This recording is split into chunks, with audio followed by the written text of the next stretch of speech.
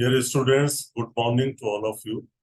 In the last lecture, we covered history of organic agriculture in world and in India. It was just brief introduction to the history, and basically it revolved around the development of organic farming after industrial revolution and at the world level, and in India it was green revolution. Then we are talking about organic farming. But before all these revolutions, world agriculture was organic. So today we are going to discuss the meaning of organic farming, what are the principles, difference with conventional farming, why we need organic farming, what is the scope of organic farming, current status, etc. So you will also see all these subjects being discussed now. So we start with farming methods or agriculture methods. So there are number of ways through which we do our farming, our agriculture. So broadly speaking, you can have 3 or 4 different forms of agriculture being practiced by farmers in India. One is modern farming, chemical farming, or industrial farming. You can call it agriculture also. So today I will teach you that this agriculture word is equivalent to farming. There is no difference in agriculture, farming, and husbandry. So next is your integrated crop management and integrated farming system. And third one is organic agriculture. So most of you are from agronomy side, and you understand what is integrated crop management. Here in integrated crop management, we grow the crops by having the integrated approaches like integrated pest management, integrated disease management, weed management, and INM. All these approaches are followed. So here you follow cultural practices, mechanical practices, physical practices, and some other options, including crop rotations under ICM. And wherever the need for chemical is arisen, so it should be the last resort. The last alternative is chemical. So thereby, in this case, in ICM, you use minimum chemicals. Although chemicals are not banned, but they are the last options to manage the problem, whether it is soil fertility, whether it is disease or pest management. And if you combine any other enterprises price with ICM, it becomes integrated farming system. Suppose you include animal component of fisheries or some other enterprises, then it becomes integrated farming systems. And third one is organic agriculture. So you can see there are 2 different extremes. One is organic agriculture, where you are not using any synthetic chemicals, pesticide, and modern agriculture or modern farming, they are using variety of chemicals and pesticides. But there is a middle path, which is your ICM. And fourth, more option could be conservation agriculture. So these are all not actually strictly followed. There may be some variations also. For example, fourth option I told is conservation agriculture. So it is not necessary that all the 3 principles will be followed by farmers. Sometimes they will go for zero tillage and they may not put ground cover. Sometimes they may not even continuously adopt zero tillage. They can break the cycle of zero tillage. So modifications are there. Even in modern or conventional farming, farmers can also use crop rotations or other options. So a lot of variations happen. A kind of mixing is there. But in general, you can divide the common farming practices into 4: modern chemical farming, integrated crop management, and integrated farming system, and then organic agriculture, and then conservation agriculture.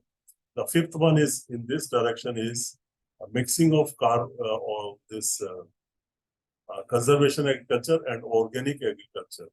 Now people are taking certain principles of conservation agriculture into organic agriculture, like mulching. Mulching is possible in organic agriculture, and so is zero tillage. So that is a hybrid model of conservation agriculture and organic farming. And if you see the difference in farming or agriculture, should we call it organic farming or should we call it organic agriculture? So dear students, if you have any doubt for any terminology, the first option is to consult a dictionary. Better to consult a dictionary to get the literal meaning of the words. So this the science, art, or practice of cultivating the soil. It can be science, it can be art or practice of cultivating the soil, producing crops and raising livestock, and in a varying degrees, the preparation and marketing of the resulting products. So up to marketing, it is your agriculture. Then another definition of agriculture from Cambridge, it is taking equivalent to farming. The practice or work of farming. The action, action is your agriculture. The practice or work of farming is agriculture. The business, science, or activity of farming is agriculture. The practice of agriculture or aquaculture. Now see the meaning of farming. The practice of agriculture means practicing it. Cambridge Dictionary says farming as the activity of working on a farm or organizing the work there. The business or activity of raising animals, growing crops, etc. So overall, I just made a big studies on this and found that agriculture, farming, and husbandry can be interchangeably used. So in India, we normally call it farming, but at international level, people prefer organic agriculture. We call organic farming, they call organic agriculture. Otherwise, there is no difference. Now, what is meant by a farm? A tract of land or a piece of land devoted to agricultural purposes. That is your farm.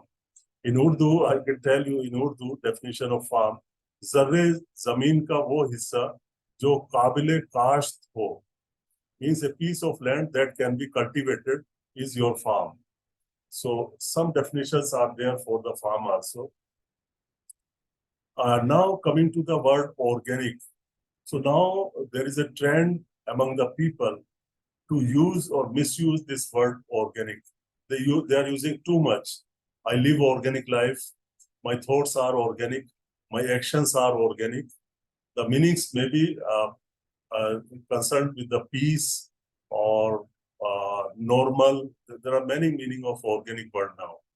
So overall, you can see belonging to or inherent in a living being. The first meaning is belonging to or inherent in a living being or constitutional or natural. It can be organic, can be related to fertilizer or manure produced from natural substances, usually without addition of chemicals. Organic can be a method also, organic farming, method of farming or gardening using no chemical fertilizer.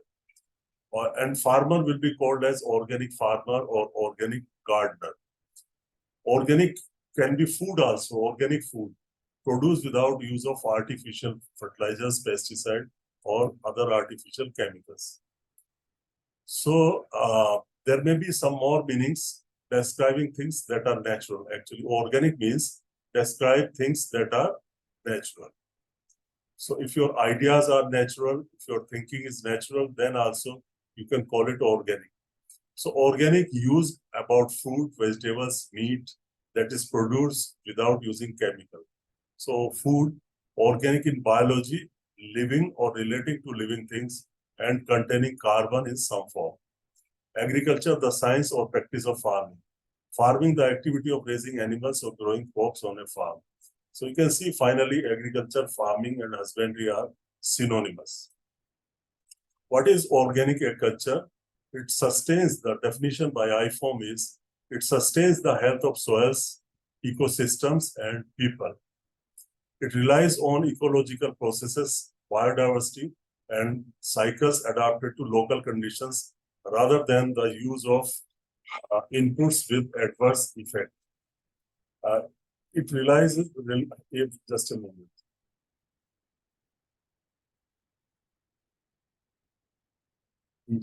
हाँ बताओ क्या है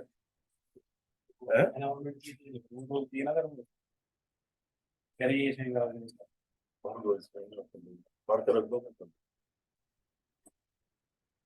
So it relies on ecological processes. Ecological processes are actually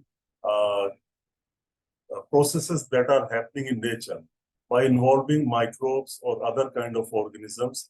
These ecological processes happen, like balancing the population of our organism which is in excess, or you're providing nutrition to the plants or to the organism.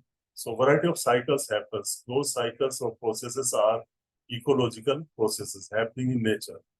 Biodiversity is important and cycles adapted to local conditions. So this is actually complete definition. Means you should try to emulate the natural things, the ecological processes or natural processes into your agroecosystems. Those are artificial systems. Now, organic products are grown under a system of agriculture without the use of chemical fertilizer and pesticide, or excludes chemicals and pesticides. It preserves the reproductive and regenerative capacity of the soil.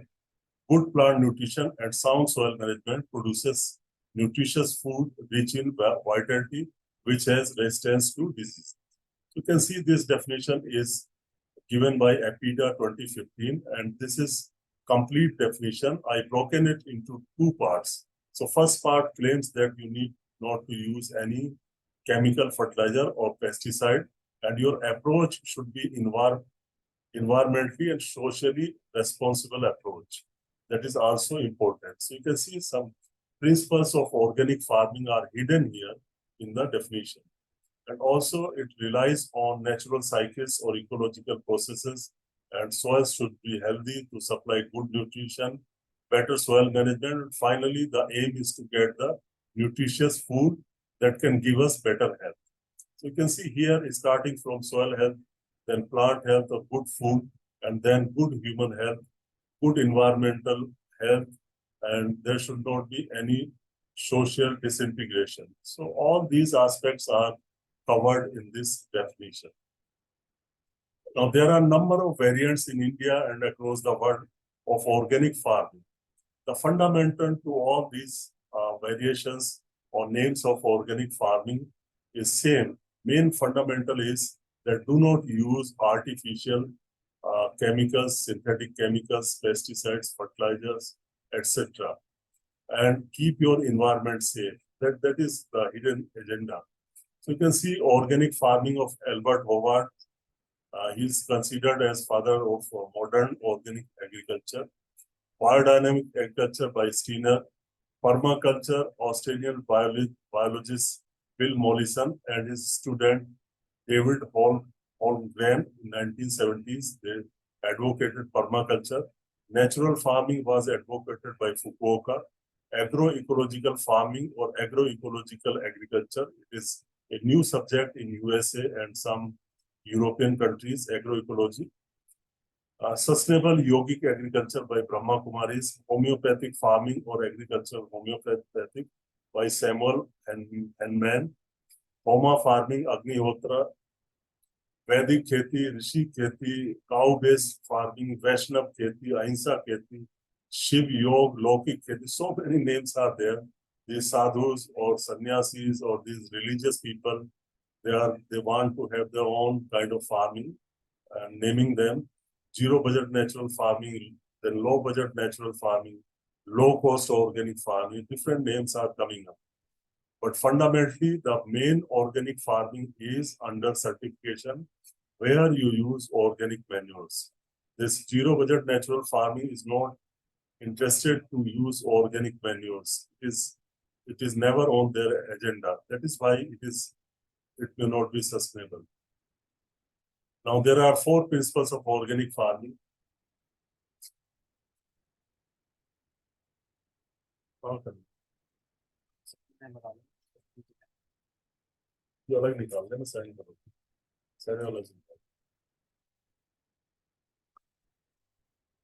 Principle of health means should sustain the health of the soil, health of the plant, animal, and human. Principle of ecology means it should be based upon ecological processes and ecological systems. I have already discussed. Principle of fairness should build on relationship that ensure fairness with regard to the common environment and opportunity. Means we should not disturb the environment. We should mostly do the natural things in our farming practices, and we have to be fair and just for the people that are living in. Means never overexploit any individual in the system, whether it is labor, whether it is microbe, plant, or soil microbes. Nobody should be harmed in the system. So it is actually kind of a holistic approach, this organic farming, which takes care of all the biotic and abiotic resources. Nobody should be overexploited, fair use. And then principle of care should be managed in a precautionary and responsible manner to protect the health and well-being of current and future generation and the environment. Means whatever resources you are using, they should be used judiciously so that the future generations' food is also ensured.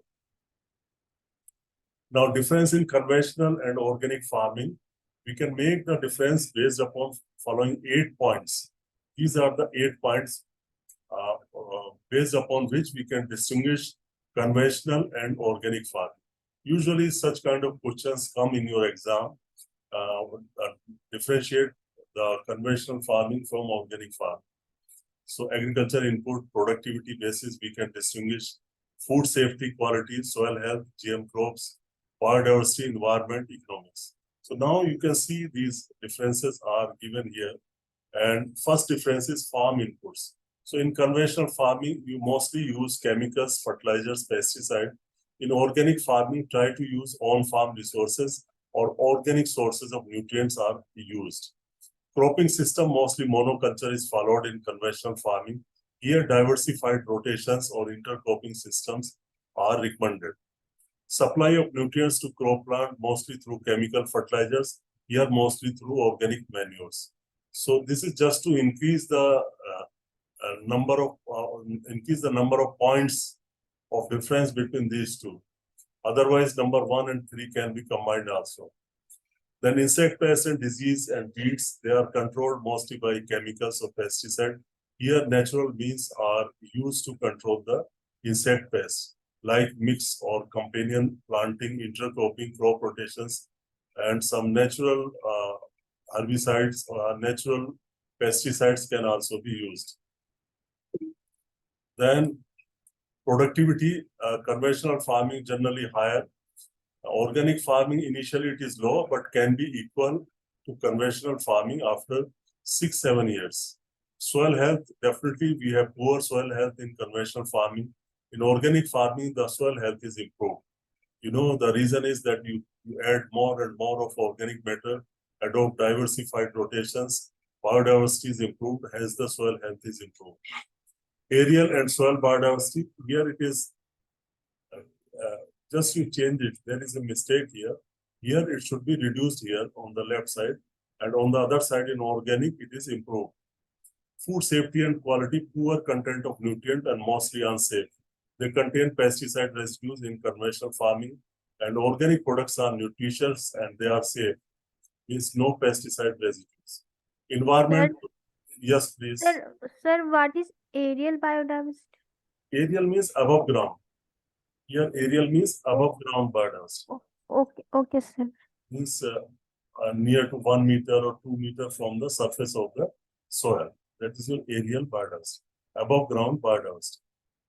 Okay, sir. So because here you are following monoculture, then it is reduced in conventional farming. In organic farming, it is improved or increased. Now coming to energy input, it is comparatively more. So more energy means more pollution. And here the energy input is comparatively less because you are not using fertilizers and pesticides. And manufacture of these materials need or consume a lot of energy. Income comparatively less, and here comparatively more. Genetically, GM crops or GM seeds are allowed in conventional farming under certain conditions in certain countries. And here, organic farming, they are never allowed. Now, coming to the data, I'll talk about the data. So you see, there is two kind of area under organic farming. And then from two different kind of area, you will also get production. So area or production under arable land. Arable land is your cultivated land that is under cultivation. For example, now we have 140.1 million hectare area under cultivation. Or net cultivated area in India is 140.1 million hectare. Area under wild harvest means it is called as non-arable land or forest land. This is also included under organic farm. Here certain forest products are used, or herbs or medicinal and aromatic plants are used.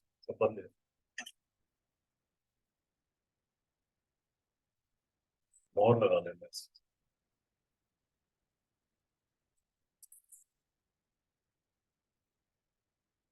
Verified लिख देना है इसके ऊपर।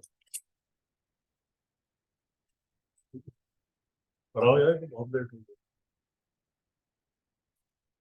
So then total area or production will be the total of these two. Now you see organic farming in the world is being practiced by 191 countries. And this data is from World of Organic Agriculture. This is a publication published every year. So the latest one was published in 2023. This publication, and it gives you data of 21. So 191 countries are there.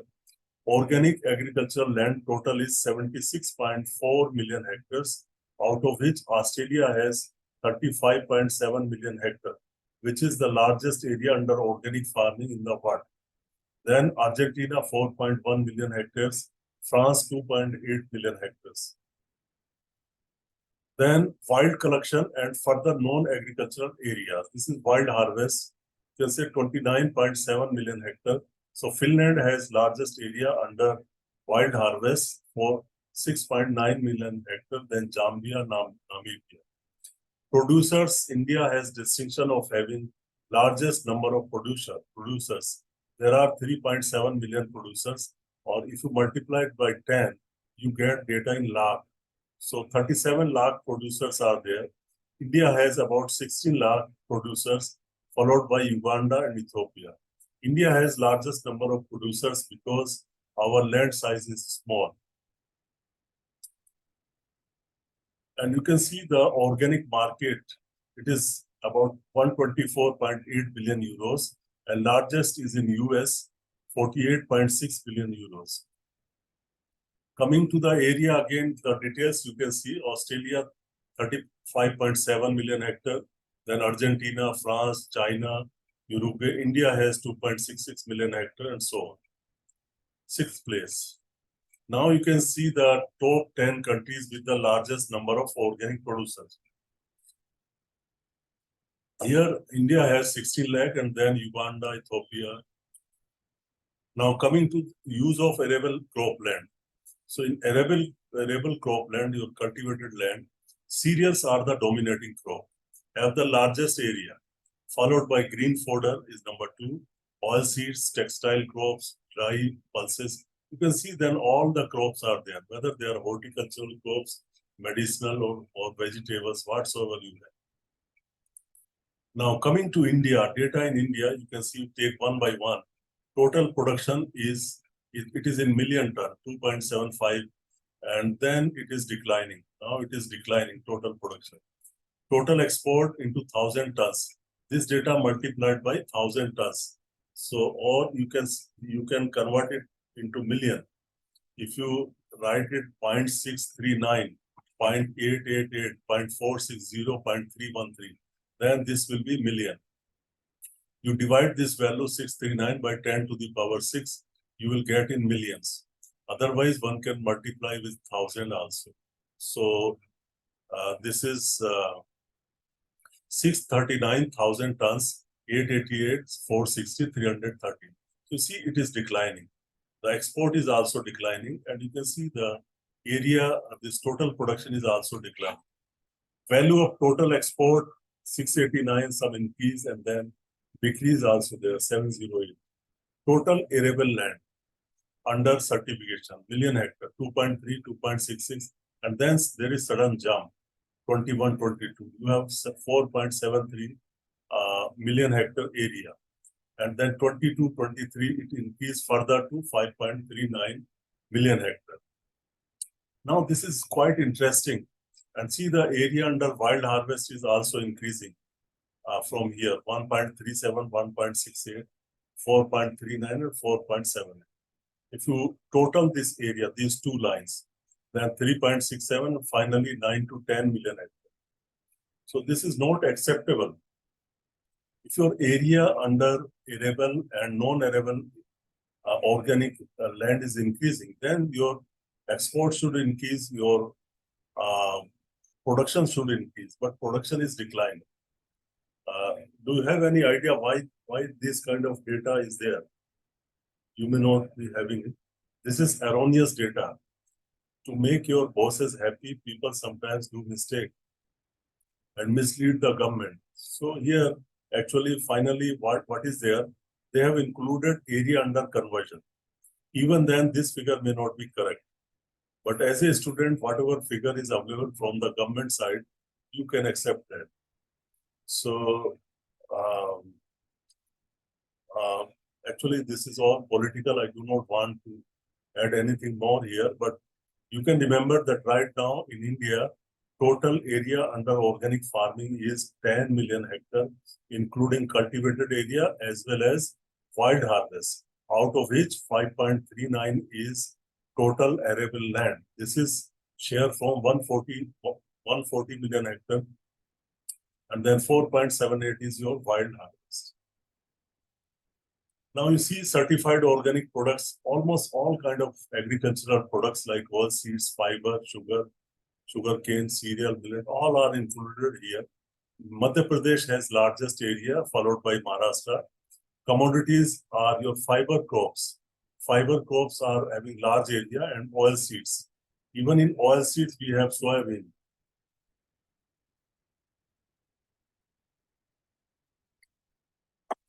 Soybean and sugar crops, cereals, millets, export, so processed food, including soybean. So we are getting largest share from the processed products, including soybean. And then comes your oil seeds, cereals and millets.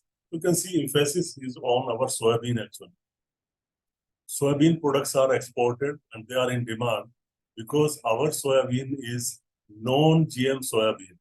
It is non-GM soybean in India, and if it is organic, then it has added advantage. So what happens? China, USA, and Brazil, they are the important soybean producing countries, and they produce mostly by GM soybean. In USA, you have 100% area under GM soybean. And GM soybean are mostly for herbicide tolerance and then insect pest disease tolerance. So therefore, those people do not want to eat those kind of GM soybean and they want it from India or other countries. Okay, give us non-GM soybean and also organic, chemical free. Then therefore, our soybean is in demand. And yes. Sir, if they themselves are not interested in eating GM soybean, then why they are growing 100% GM soybean? They are dumping. They are dumping in Africa. They are dumping in Africa. They are dumping in other Latin American countries. Dumping, I mean, they are exporting it. So they understand the things. So they are doing it for other countries, And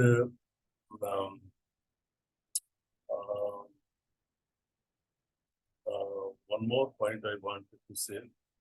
Don't do what we do. Do what we say. These English people say, don't do what we do. आप वो नहीं कर सकते जो हम कर सकते हैं. Do what we say. So actually, UK is very, very advanced country, maybe smaller country, but they have very advanced knowledge and advanced things. They have never allowed any GM crop in their country. And in USA, they are having 100% area under cotton, maize, and soybean is under GM crops. So they are actually sometimes feeding to the animals, and they are exporting to other countries. So many countries are doing their agriculture just for export purposes to earn money. See Canada and Australia, they were not very pulses producing countries.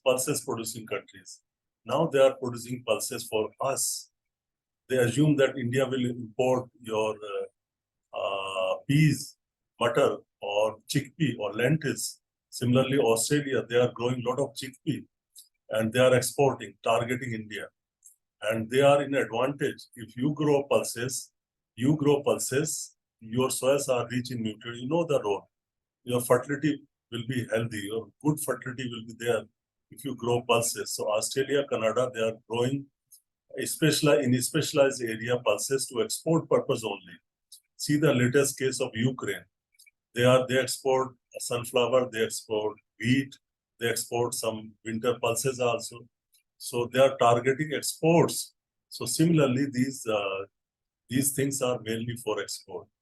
Okay, there may be some domestic consumption also, but in USA also you have variety of people. Maybe according to their standard, there may be 30% people below poverty line. It is not that the picture is so rosy in USA that everybody is rich. There may be some particularly colored people or African origin people, they are poor there. So what I mean to say that the elite class, and they are called as millennials. Their name is millennials. Those millennials are rich people and they want the best food. So this is there. So our soybean is non-GM and it cannot fill requirement all the demand, but wherever possible, it is being in demand. Is it okay, this point? Yes, sir. Okay. So now why we need organic farming? Why there is need of organic farming? So if I give you two questions, one is that what are the consequences of organic farming? So they will become answer for reasons for adoption of organic farming. They will become the driving force to adopt the organic farming. So answer will remain same. So you can see why we need organic farming or consequences of conventional farming. The answer is same. The first thing is decline in factor productivity and economics. So our factors are land, labor, capital management. In this, if you go to the minute level, then your resources or inputs like fertilizer, pesticide, seed, these are our resources or factors whose productivity is going down. So every time you need to add more and more of these, and simultaneously cost of these factors is also increasing. So therefore, the conventional agriculture is not as profitable as it could have been. This is one reason, decline in factor productivity. Unsafe food, I will show you that variety of pesticides are entering our food, particularly conventional agriculture. And these pesticides indicate that your soil health must go down because they have been used in soil. Your environment could have been polluted because of pesticide, and your food is also polluted, your water is also polluted. So therefore, you are getting unsafe food, unsafe air, unsafe soil. It is not just unsafe food, water, air, everywhere you can get some residues of these pesticides. And these can also result in reduction in biodiversity. These pesticides can be harmful to the biodiversity also. And also the farmers are adopting monoculture practices, therefore your biodiversity is going down. There are many reasons for reduced biodiversity in agro ecosystem, but important reasons are pesticide and non-adoption of crop rotations. Decreased quality of soil, water and air. There is no doubt, soil pollution is happening by polythene, by sewage sludge. Variety of products, variety of pollutants are entering our soils. Similarly, water also, you can see water of any river, water of any lake, anywhere, it is getting polluted. And you also know the reason. Industries are partly responsible. Even your domestic sewage sludge, they also pollute water. And air is too much polluted. You also know the reasons for air pollution. So overall, partly this quality of soil, water, and air is soil, water, and air is partly polluted by agriculture. There may be many sources of pollution of soil, water, and air, but one source could be agriculture itself. Environmental pollution, global warming, and climate change. So these are global phenomena. These are happening, and they are affecting our agriculture. And it is other way around also. Your agriculture is also affecting climate change. Is it clear? Agriculture is affecting your climate change because in agriculture you are using certain pollutants, certain undesirable materials, and greenhouse gas emissions is there. So all these can affect your climate changes or global warming. And similarly, your internal global warming or climate change will further affect your agriculture. So these two are interlinked. So you can see, but organic farming has potential to overcome all these problems. We will see how organic farming can reduce all these problems. So you can see there are several human activities, industrial activities, and agricultural activities affecting our environment. And you get pollution of soil, water, air, and food. And take just one case here, air pollution. What air pollution is doing, it is having greenhouse gases. They are resulting in global warming. This global warming is making climate changes, and climate changes are affecting all kind of lives, climate and crops, and reduce yield and quality. So therefore, things are very, very complicated here, and you try to understand role of or linkages between all these. And there are some more adverse effect of conventional farming or chemical farming, like it has some direct effect on reduced soil health, food quality, safety, poor air, water quality reduced, biodiversity is also reduced. Indirect effects of agriculture are there or conventional farming via air pollution, climate change, and so on. Now you see it is in nutshell, in brief, you can try to understand decline in factor productivity. This is just a summary. So major cause in decline in factor productivity is reduced soil health or fertility. You are not getting much response to water. You may need to have more frequency of water because your soil health has deteriorated. What will happen if your soil structure is broken? What will happen if your soils are low in organic matter? Means finally your soil health will be poor. Then you will be required to add more of water because water holding capacity has gone down. Similarly, for other inputs also, you need to increase the value or the dose of inputs in such degraded soil. So therefore, your cost of cultivation will go up or factor productivity will decline. And what it will cause, it will result in decreased income of the farmers. Then suppose unsafe food. What are the causes of unsafe food? Use of banned pesticide and other pesticides. Still people are using DDT, BSC, heptachlor, so many insecticides. Nitrates and heavy metal contamination is also there. So these are the causes of unsafe food. And what consequences it will pay? We have to pay declined biological health of soil, reduced health of humans and animals. So these pesticides can directly affect our health. Reduced nutritional quality means the concentration of vitamins, proteins, minerals in our food item is declining, mainly because of two reasons, climate change and reduced soil fertility. So these are the two causes of reduced nutritional quality. And what will be the consequence? The result will be reduced immunity of human beings or animals, and finally you will be susceptible to diseases. And we have to visit hospital frequently. Now you can see, go to any hospital, you will find overcrowded hospitals are there. If you get healthy food, good food, nutritious food, you can overcome several diseases. So try to have a balanced diet and good nutritional diet, which is rich in vitamins, minerals, and proteins. So finally, you can see the unsafe food, nutritionally poor food. These two things can be combined. So finally, you get very low quality food. So you can suffer several diseases, increased visit to hospital, higher medical bills, and more trouble and early death is also possible. So these are the problems. Now coming to the food quality, is the food quality of organic products is really good? So as I told you in the history part, Robert McCarrison, he studied different Indian diets in nutrition research lab in Kurnool. Later on, it was shifted to Hyderabad, where it was named as National Institute of Nutrition.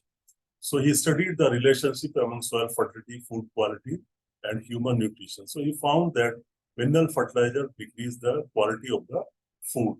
At the same time, Albert Howard was also there. He said that health of soil is linked to the health of plants and health of animals. Now you see protein levels in Indian food are declining. It is because of conventional farming, the protein levels are declining. Not only protein, your minerals, carbohydrate, vitamin levels are declining in Indian food. Evidences are available. This is the whole data which suggests that there is decline in the food quality or nutritional quality of the food. This is reported by National Institute of Nutrition, and you can see in 28 years from 1989 to 2017, this much is the decrease in the nutrient composition of the Indian food. So the overall, I'm just telling you with the help of this proof that Indian food are getting lower in vitamins, minerals, proteins, etc. So to get the same supply of minerals or proteins or vitamin, you will require to eat more food. So why this decrease in quality? It is due to two reasons. One is that your soil is getting deficient in that particular nutrient. Now your 43% soils are deficient in zinc, 18.3% in boron, and so on. So if your soils are deficient in these nutrients, your food will be deficient, and people who eat those food will be deficient. So this is one reason. Another reason is climate change, because of which your concentration of minerals, vitamins, and food, other nutrients is declining because of increased carbon dioxide fixation or carbon dioxide assimilation by the plants. So dilution is happening because of this concentration of the nutrients is declining. Now, this picture tells us that the health of Indians is not good. Out of 10, 7 Indians have poor muscle health. Maybe they are not getting enough proteins.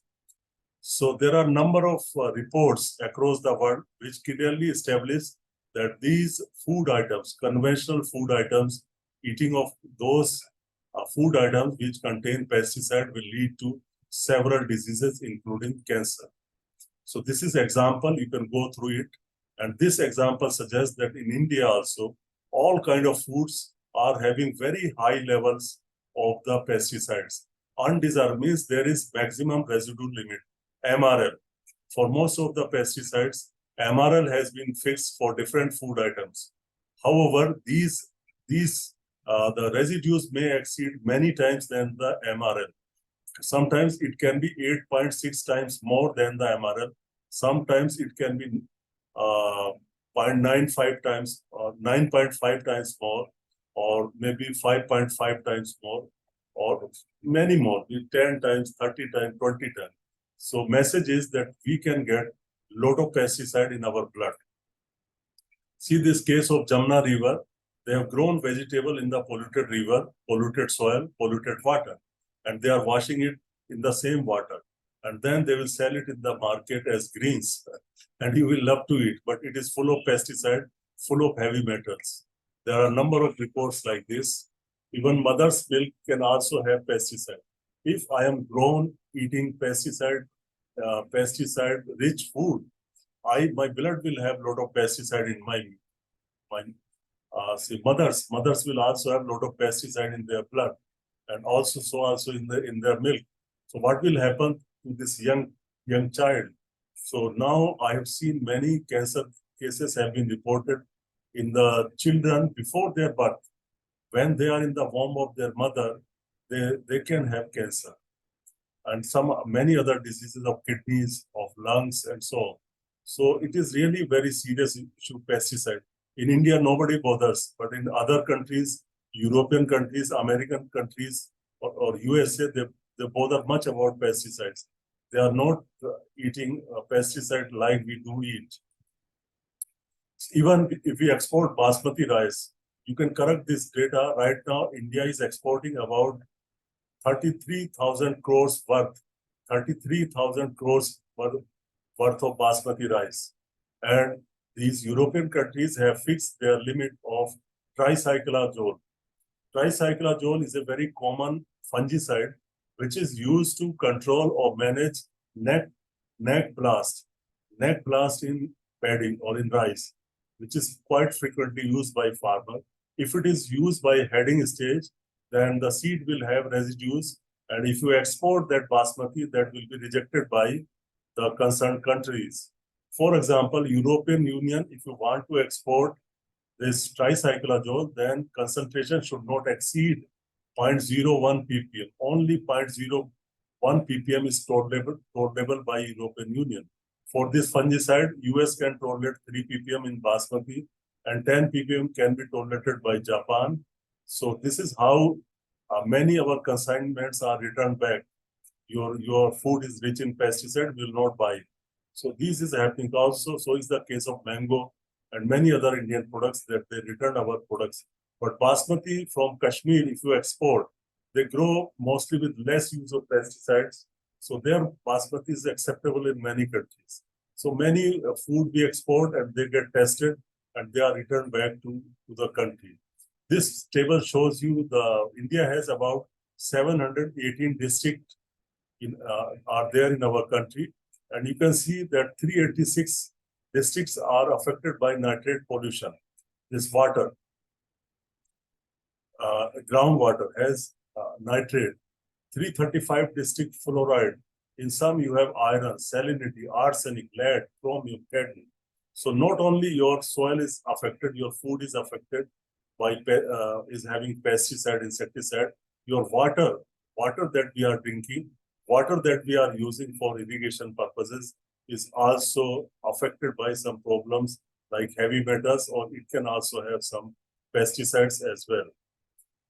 And you know about cancer train, it is running from Bhatinda to Bikaner, and many people are going through it. So it is probable reasons for cancer train or too much of cancer in Malwa region in Punjabis. Unclean drinking water. This is maybe from your rivers, maybe from your canals, or maybe from your groundwater. So tap water source from canals polluted by industrial water. Groundwater also polluted. Indiscriminate use of agrochemicals, pesticide.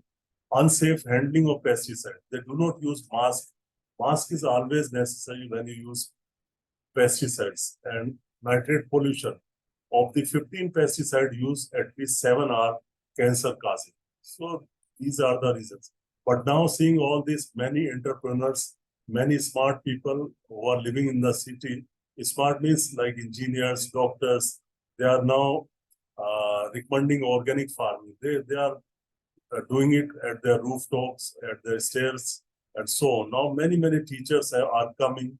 They are guiding their students to go for organic, and more and more people are getting concerned. They are growing in the smaller spaces available, even their houses. And government is also promoting organic farming, several state governments. And I think time will not permit, but for 5 minutes, I want to finish everything of this lecture. So this is how GM crops are not allowed, because they are considered as anti-nature. Anti-nature means you have not followed the rules of the nature. Rules of the nature is let the pollination happens at its own. Why we disturb this pollination or fertilization? We are artificially avoiding all those things. We are just, there is no need to pollinate, no need to develop new plant type, learning from nature. Rather, we artificially take a gene and insert into another plant. Also, that is not really morally good. You did not ask the bacteria, okay, dear bacteria, I want to take your gene. You have not asked the cotton, dear cotton, I want to put a foreign gene in. So this is not morally good also. So this is against nature, and there is no significant evidence that these GM crops are safe. Of course, people who promote GM crops, they will always say that GM crops are safe. But people who are with the nature, who are nature loving, or who are in the organic farming mode, they will never like GM crops, and they are not allowed in organic farming. However, hybrids are allowed in organic farming. And another reason is that if you have GM crops, the seed will remain mostly with the multinational companies, so farmers will be exploited. Serious disease in humans or animal can happen. So if you make studies on this, Bacillus thuringiensis space is of course allowed here. You can spray it, but in natural form. Golden rice, mustard, carrots. So number of GM crops have been developed in the world, and they are available. So this study was made by Seralini. I was talking last time, I think sometimes. So in this study, it was proved that GM crops can lead to cancer in mouse. Means GM crops alone, GM crops without herbicide can cause cancer in rats. And second was that if normal maize is treated with Roundup, it will also give cancer in the rats. And third combination can be you can take GM crops plus Roundup. Then the severity of the cancer is very high. See the third one, GM crops plus Roundup. In the second one, it was simple maize, normal maize, but Roundup was used. So from this, it can be concluded that Roundup, excess dose of Roundup can cause cancer even if you have normal maize. And without Roundup, if you use GM crops, they can give cancer in rat. And if you combine these two, you will have more severe cancer in rats. And not just cancer, their kidneys or their brains were also affected, liver was affected. So many studies have come and which prove that GM crops are not good. However, still there is a group of people who say GM crops are good. And we have seen that this GM crops were also destroyed in year 2015. And I'm not going into the detail. But you see, this study is from USA. This study was published from Journal of Organic Systems, and it has clearly established that the use of GM crops combined with Roundup is increasing the diseases in USA. So I will explain just one slide here. Adoption of GE crop, genetically engineered crop. GM crops are also called as GE crop, genetically engineered crops. So you can see here, they were introduced somewhere around 1996-97. And you can see the area. This is the percentage area under US. So you can see more than 90% area. And this is very old data. By now, 100% area of corn and soybean and cotton in USA is under GM crops. And you can see as the GM crop use is increasing, so is the use of herbicide. This herbicide tolerance. So mostly for herbicide tolerance, these GM crops were made. Larger area of GM crops is occupied by herbicide tolerance, soybean, cotton, or maize. And use of glyphosate is increasing. And this has been related to hypertension, stroke, diabetes, several problems. This data was taken from USDA. This is USDA data. And you see the use of herbicide Roundup is increasing. And you know, Roundup is normally non-selective herbicide. But if you have herbicide-tolerant crop, it cannot harm that crop because the crop is tolerant. So every time you need to increase the doses. And you can see as the GM crops are increasing, so is the use of herbicide. Roundup is increasing. So in every crop, it is increasing. Now see the diseases. From 1996, when the crops, GM crops were introduced. So these are the sudden spurt in the disease, sudden increase in the diseases because of GM crop use. Up to 1996, this is a particular disease, say liver cancer, or glyphosate applied to the corn. You can go through the slide and you can analyze. The message here is that with the introduction of GM crops and increased use of Roundup, there is suddenly increase in the diseases in America. Disease, what are the diseases? Liver cancer. This is another disease, another disease, you can go through it. And so you can see from 1996 only, there is sharp increase in the problems. So finally, there are some questions you can ask later, or so this ends this lecture here, and I can stop share. So because next class is also